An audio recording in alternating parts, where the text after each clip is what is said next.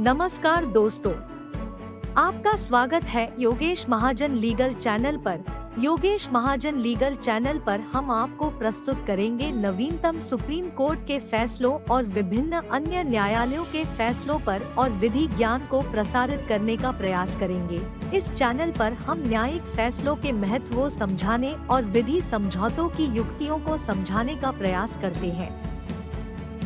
हमारा मकसद है कानून और न्याय के क्षेत्र में ज्ञान को आपके पास पहुंचाना, तो कृपया हमारे चैनल को सब्सक्राइब करें, घंटी आइकन दबाएं, वीडियो को लाइक और शेयर करें।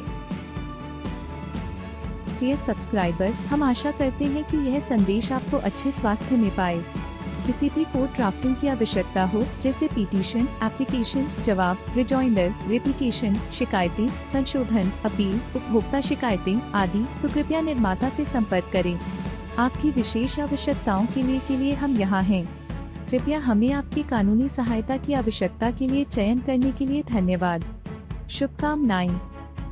दोस्तों, ये वीडियो उन लोगों के लिए है जो लोग झूठा 498 यानी कि 498 के केस से फेस कर रहे हैं, या जो इक्विटल हो गए हैं, या बरी हो गए हैं। अब उनके पास एक ऑप्शन होता है, जब वो डिवोर्स का जब केस फाइल करते हैं तो कौन सा केस इनमें ज़्यादा सुटेबल रहेगा, वो ये इस पर डिसाइड नहीं कर पाते हैं कई बार। और क्योंकि जो अदर जो एस्पेक्ट्स हैं उस पर वो उनकी लैक ऑफ अवेयरनेस की वजह से, और ये सिर्फ थ्योरेटिकल जो एस्पेक्ट्स है वहाँ तक ही सीमित रहते हैं, लेकिन जो रियलिटी क्या है वो टोटली डिफरेंट रहता है। तो उसको भी एक बार समझ लेना जरूरी है, और इसके जो कुछ लीगल एस्पेक्ट्स क्या हैं उसको भी समझ लेना जरूरी है। और डिसीजन ऑब्वियसली जो डिसीजन जो है वो एप्लीकेंट को खुद ही लेना है कि कौन सी जो ऑप्शन है उनके लिए बेस्ट रहेगा। तो ये वीडियो उन लोगों के लिए है जो लोग डिवोर्स का केस या तो फाइल करने जा रहे हैं, या फिर अभी कोई डिसीजन उन्होंने लिया नहीं है, या फिर जो एक तरह का जो प्लान कर रहे हैं कि डिवोर्स का जो केस है वो किस ग्राउंड्स पे और कौन सा ऑप्शन जो होगा वो ज़्यादा सुटेबल रहेगा। तो हम इसके लीगल एस्पेक्ट्स को एक बार समझने की कोशिश करते हैं कि इसमें क्या क्या जो प्रॉब्लम्स हैं वो आ सकती हैं, और क्या क्या टाइम स्पैन कितना लगेगा डिवोर्स के केस में। थोड़ा सा हम इसे समझने की कोशिश करते हैं, क्योंकि इसका कोई यार्डस्टिक्स नहीं है, कोई नॉर्म्स नहीं है कि मतलब कितने समय के अंदर डिवोर्स जो है वो मिल जाता है। लेकिन जो लीगल जो प्रोसीजर्स हैं उसके बेसिस पे हम अपना इन्फ्रेंस है वो निकाल सकते हैं। तो आइए हम इसके थोड़े से जो फैक्ट्स को और जो लीगल एस्पेक्ट्स हैं उसको समझ लेते हैं। देखिए, दो तरह का डिवोर्स होता है हिंदू मैरिज एक्ट के अंदर। एक होता है म्यूचुअल कंसेंट डिवोर्स, जो कि सेक्शन 13B के अंदर लिया जाता है। अगर दोनों पार्टीज इसमें एग्री हैं, मीन्स हस्बैंड और वाइफ या दोनों स्पाउसेस जो हैं वो एग्री हैं कि हम म्यूचुअल कंसेंट से डिवोर्स लेना चाहते हैं, कि कई ग्राउंड्स होते हैं, टेम्परामेंटल डिफरेंसेस हो गए, एडजस्टमेंट प्रॉब्लम्स हो गए, या फिर काफ़ी लंबे से अलग रह रहे हों, तो वो सेक्शन 13B के अंदर जो है वो म्यूचुअल कंसेंट डिवोर्स ले सकते हैं। एक तो होता है डिवोर्स बाय म्यूचुअल कंसेंट, जो कि सेक्शन 13B के अंदर फाइल किया जाता है। इसमें दोनों पार्टीज को प्रेजेंट होना पड़ता है फैमिली कोर्ट में। अगर जहाँ फैमिली कोर्ट नहीं है तो वहाँ ADJ की कोर्ट है, वहाँ पर प्रेजेंट होना पड़ता है, और जॉइंट पिटीशन है वो फाइल करनी पड़ती है। साथ में MOU मेमोरेंडम ऑफ अंडरस्टैंडिंग जो है, टर्म्स एंड एग्रीमेंट्स जो होता है वो बेशक वो साथ फाइल कर सकते हैं। और इसमें माननीय कोर्ट जो है अगर 1 साल से ज़्यादा समय से अलग रह रहे हैं तो पहली हियरिंग पे वो फर्स्ट मोशन जो है वो पास कर देती हैं, और फिर उसके बाद 6 महीने के टाइम के बाद सेकंड मोशन जो है वो पास करती हैं, जिससे म्यूचुअल कंसेंट डिवोर्स है वो उसकी डिग्री है मिल जाती है। और एप्रोप्रिएट केस में जुडिशियल डिस्क्रिशन से जो 6 महीने का पीरियड है, कई जजमेंट्स आ गई हैं, उस पर वेव किया जा सकता है। तो ये था सेक्शन 13B के अंदर। और दूसरा जो डिवोर्स है वो कोई भी स्पाउस है वो ले सकता है जो सेक्शन 13 के अंदर डिवोर्स ले सकता है, 13 सब पार्ट 1। और उसके अंदर कई ग्राउंड्स बनाए हुए हैं, जैसे क्रूअल्टी का। आमतौर पे जो लोग 498 का केस फेस कर चुके हैं और अक्विटल हो चुका है उनको, और बदले की भावना से 498 का केस लगाया गया है, तो वो क्रूअल्टी का अंदर जो है वो डिवोर्स फाइल करते हैं, जो कि सेक्शन 13 सब पार्ट 1A-B के अंदर होता है। और फिर 1B जो है 1B जो है वो 1B जो है वो डेजर्शन का ग्राउंड्स पे फाइल करते हैं। अगर कोई भी स्पाउस है 2 साल से अलग रह रहा है दूसरे स्पाउस के साथ, तो एग्रीवेट स्पाउस चाहे तो अगर 2 साल से ज़्यादा का समय हो चुका है तो डेजर्शन के ग्राउंड्स पे भी डिवोर्स लिया जा सकता है। तो आमतौर पे जो केस फाइल किया जाता है 498 के केस में, जिसे जो बरी हो जाते हैं या जिनका 498 का केस चल रहा है, वो सेक्शन 13 सब पार्ट 1 सब पार्ट I-1A और 1B के अंदर डिवोर्स फाइल करते हैं। तो अब इसके अंदर जो प्रोसीजर्स हैं वो क्या होता है, देखिए पहले आप कोई भी जो पिटीशन जो है फैमिली कोर्ट में या ADJ की कोर्ट में फाइल की जाती है, तो पहले तो पिटीशन फाइल की जाएगी और पिटीशन फाइल करने के बाद क्या होगा, उसको अगर वो एडमिट होती है ग्राउंड्स के साथ तो माननीय कोर्ट जो है वो नोटिस इशू कर देती है। अब नोटिस इशू करने का जो समय है वो 4 वीक्स से लेकर 6 वीक्स, आमतौर पे 8 वीक्स का समय दिया जाता है। मींस 2 से 3 महीने का जो समय है, रिटर्नेबल जो डेट है वो 2 से 3 महीने के समय के बाद का नोटिस मिलता है। फिर उसके बाद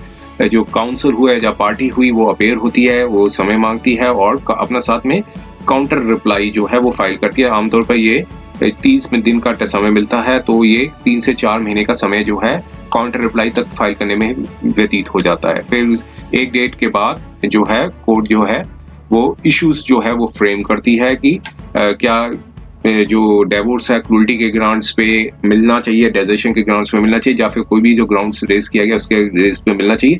फिर उसके बाद ये सब प्रोसेस में कर लगभग 5 से 6 महीने का समय हो जाता है। फिर कोर्ट जो है वो एक एविडेंसेस के लिए जो है वो समय देती है कि प्रोसिक्यूशन मींस जो पिटिशनर चाहे वो अपने एविडेंस है वो ला सकते हैं, और एविडेंसेस जब आएंगे तो evidence by the way of affidavit से ही थ्रू दिए जाते हैं। फिर वो कोर्ट समय मांगती है और रिस्पोंडेंट जो है वो समय मांगता है और फिर उसका क्रॉस एग्जामिनेशन किया जाता है।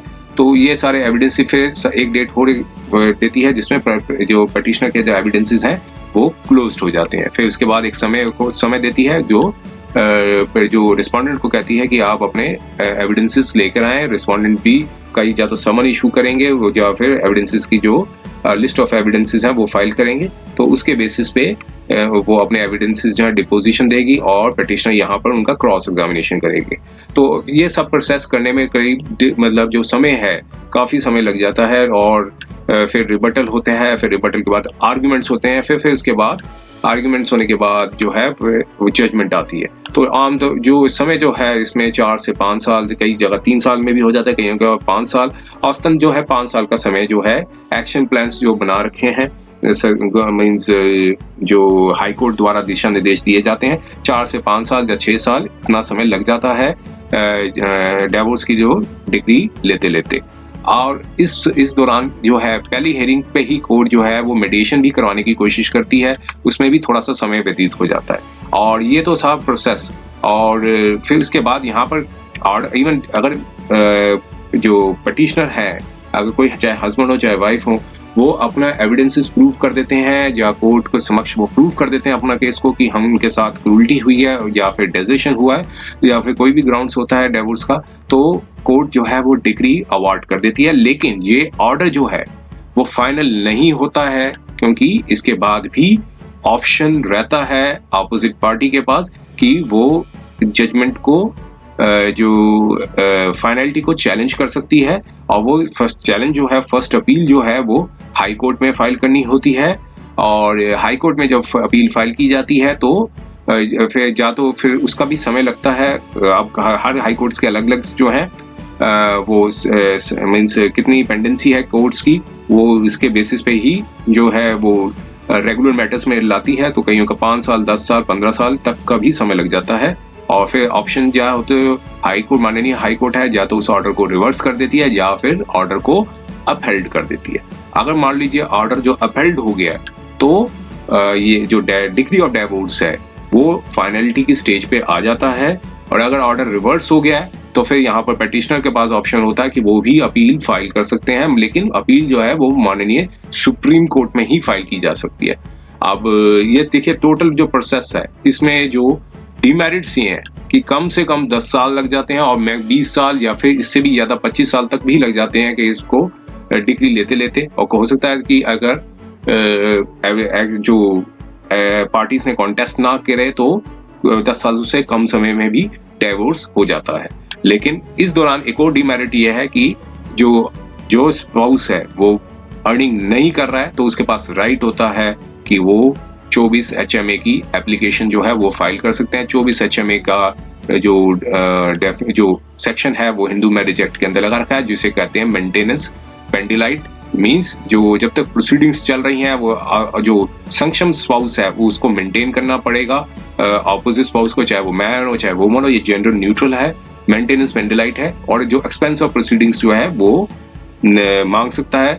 जो भी प्रोसीडिंग्स पेंडिंग होगी तो चाहे वो हस्बैंड हो चाहे वाइफ हो, वो जिनके पास कोई इंडिपेंडेंट सफिशिएंट इनकम नहीं है तो वो नेसेसरी एक्सपेंसेस है वो एप्लीकेंट से या वाइफ हस्बैंड से जो है क्लेम कर सकते हैं, और लेकिन वो कोर्ट के बेसिस पे ही लिया जाएगा। तो ये सब करने पे भी इसके बाद फिर दूसरा होता है कि अगर मान लीजिए ऑर्डर फाइनल हो गया और उसके बाद भी ऑप्शन रहता है कि जो हस्बैंड या वाइफ है वो एलिमोनी या मेंटेनेंस भी क्लेम कर सकते हैं। तो इसके बाद भी जो एलिमोनी जो मेंटेनेंस है तो वो अगर उनके पास कपल के पास चिल्ड्रन है तो फिर अपोजिट स्पाउस को मेंटेनेंस और एलिमोनी परमानेंट एलिमोनी भी देनी पड़ेगी। ये 25 अगर HMA के अंदर अगर एप्लीकेशन लगाई जाती है तो कोर्ट जो है वो अवार्ड कर सकती है। तो ये था divorce on the grounds of cruelty and desertion. अब जो डिवोर्स बाय म्यूचुअल कंसेंट है, जैसे पहले डिसाइड बताया जा चुका है कि MO साइन किए जाते हैं इस पार्टीज द्वारा। काउंटर केसेस जितने भी केसेस हस्बैंड ने फाइल किया या वाइफ ने फाइल किया, दो सारे केसेस को उसमें सेटल करना होता है। और अगर पार्टीज 1 साल से अलग समय रह रही हैं तो सेकंड मोशन जो है वो पास होगा 6 मंथ्स में, और कई पीरियड में जो है वो जुडिशियल डिस्कशन में और ये जो 6 महीने का जो स्पैन पीरियड है उसको भी वेव कर दिया जाता है। लेकिन डिमेरिट्स ये हैं, अब यहाँ पे बस कहना उचित नहीं होगा कि कौन एडवांटेज कंडीशन में होगा कौन डिसएडवांटेज कंडीशन में होगा, लेकिन जो कोई जो स्पाउस है जो एग्री नहीं होता है फर्स्ट मोशन के समय और फर्स्ट मोशन से पहले कोई एग्री नहीं है तो अदर स्पाउस है जिसको डिवोर्स लेना चाहता है, जो डिवोर्स दूसरा स्पाउस अगर डिवोर्स नहीं देना चाहता है तो उसमें अपनी बार्गेनिंग करते हैं। तो कई बार हाई अमाउंट जो एलिमोनी है वो सेटलमेंट करते हैं, एलिमोनी जो है वो लेते हैं सेटलमेंट के लिए, और जब वो सेटलमेंट हो जाता है तभी वो अदर स्पाउस है वो एग्रीड होता है मींस म्यूचुअल कंसेंट डिवोर्स के लिए। तो आप देख लीजिए दोनों के ऑप्शंस क्या हैं। ये टॉपिक था यहाँ तक ही सीमित था कि कौन सा ऑप्शन बेस्ट है, म्यूचुअल कंसेंट डिवोर्स या फिर grounds of the divorce on the grounds of cruelty and desertion, जो सेक्शन 13 सब पार्ट 1 A और B के अंदर फाइल किया जाता है। उम्मीद है कि यह वीडियो आपको पसंद आया होगा। अगर आपने अभी तक हमारे चैनल को सब्सक्राइब नहीं किया है तो कृपया इसे सब्सक्राइब कर ले और बेल आइकन दबाकर नोटिफिकेशन प्राप्त करें ताकि आप हमारे नए वीडियो से अपडेट रह सकें। अगर आपको यह वीडियो पसंद आया हो तो कृपया लाइक करें और अपने दोस्तों के साथ शेयर करें। हमारे चैनल पर आपको न्यायिक मुद्दों, कानूनी सलाह और कानूनी अपडेट्स के बारे में नवाचारिक और महत्वपूर्ण जानकारी मिलेगी। हमारे साथ बने रहें क्योंकि योगेश महाजन लीगल आपके कानूनी सवालों का सहायक है।